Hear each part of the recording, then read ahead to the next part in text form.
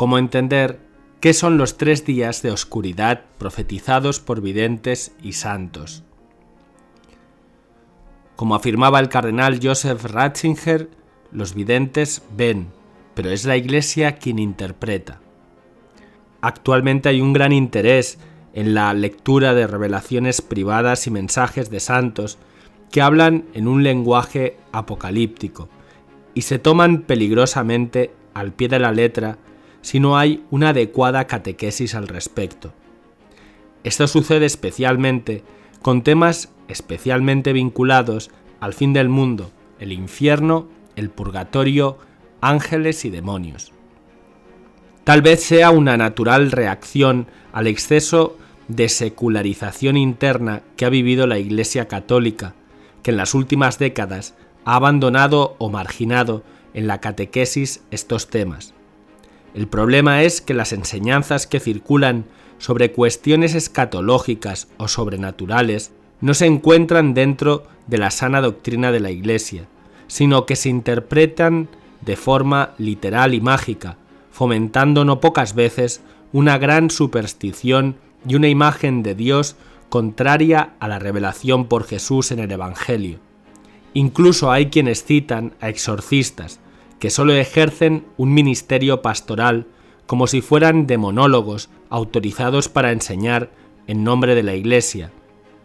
En la Iglesia son los obispos los que tienen la potestad de enseñar con autoridad sobre estos asuntos que tocan a la fe.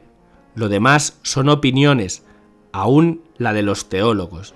Es importante en todos estos temas volver a la Biblia y al catecismo de la Iglesia católica para saber lo que realmente creemos los católicos y no caer en supersticiones y miedos irracionales.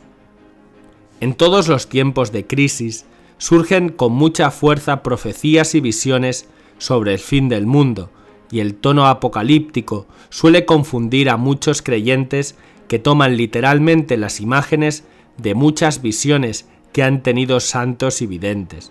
La idea de que llegarán 3 días de oscuridad y que se desatará una horda de demonios sobre la humanidad, acompañados de toda clase de pavorosos sufrimientos y calamidades, se ha repetido desde el siglo XIX por religiosas con experiencias místicas como Ana Catalina Emmerich.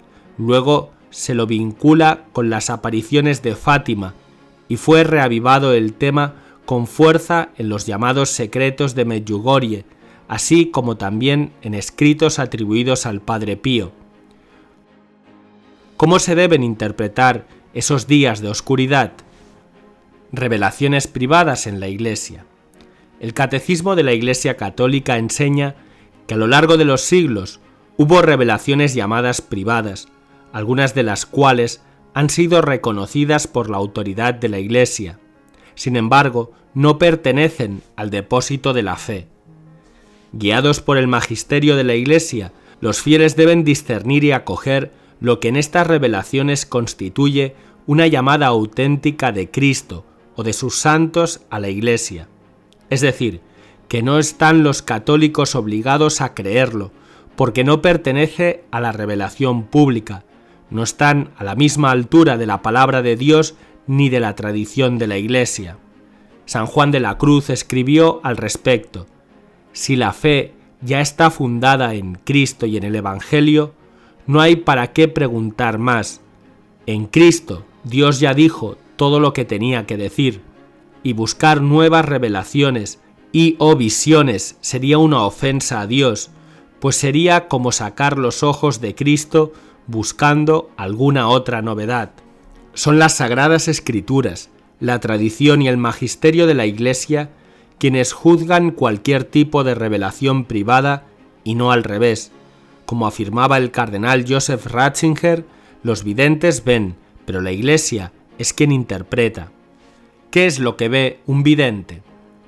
Las apariciones o visiones, cuando son verdaderas, no son una comunicación directa con Dios, en estado puro. En el mensaje del vidente se mezclan sus experiencias psicológicas y culturales, su visión del mundo, la mentalidad de la época y otras muchas cosas. Lo que enseñan nunca debe ser tomado al pie de la letra en forma fundamentalista.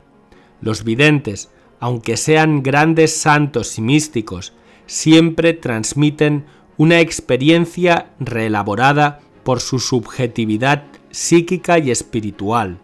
El 26 de junio del año 2000, el entonces cardenal Joseph Ratzinger, en su comentario teológico al tercer secreto de Fátima, escribe: «Está claro que en las visiones de Lourdes, Fátima, etc., no se trata de la normal percepción externa de los sentidos. Las imágenes y las figuras que se ven no se hallan exteriormente en el espacio, como se encuentra un árbol o una casa. Esto es absolutamente evidente.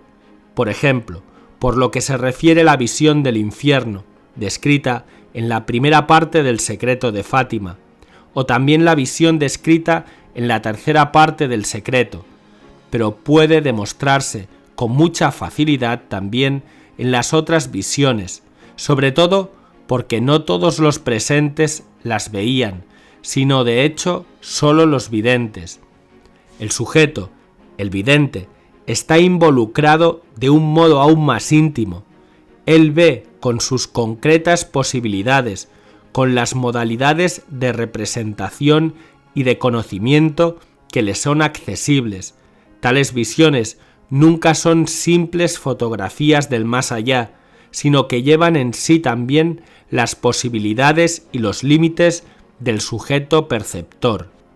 Se ha enseñado desde la Santa Sede que este tipo de mensajes no deben entenderse como descripciones con sentido fotográfico de acontecimientos futuros, por lo que la clave de lectura es de carácter simbólico y espiritual, pero no un cronograma del futuro. La autoridad de santos y videntes. La santidad de una persona no la hace necesariamente una autoridad doctrinal para la fe de la Iglesia. Si tuvo visiones o realizó profecías, no se toman como verdad revelada por Dios, sino que ha de interpretarse por el magisterio de la Iglesia como revelación privada. Los santos en la historia de la Iglesia son un tesoro de sabiduría espiritual y son un modelo del seguimiento de Cristo para los creyentes, pero no un oráculo sobre el futuro.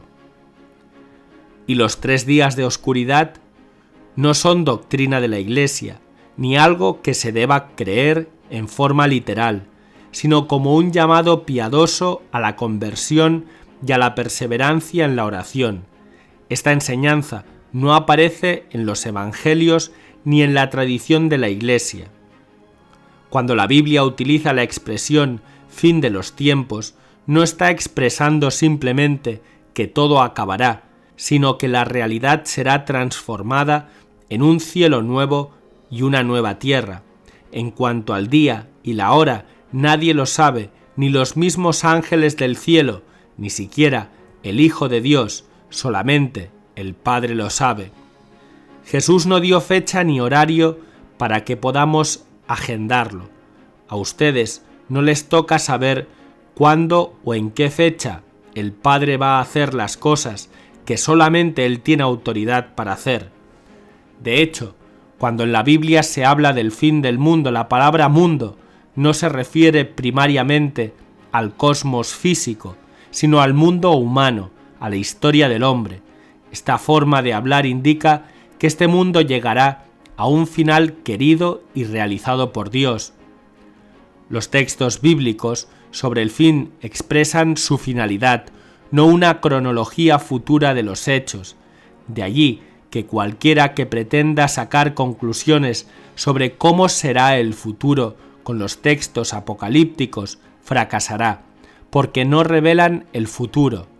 Los contenidos de estos textos expresan una lógica superior que liga los acontecimientos históricos englobándolos en un plan que da sentido a toda la historia, el plan de Dios, quien es el dueño absoluto de la historia.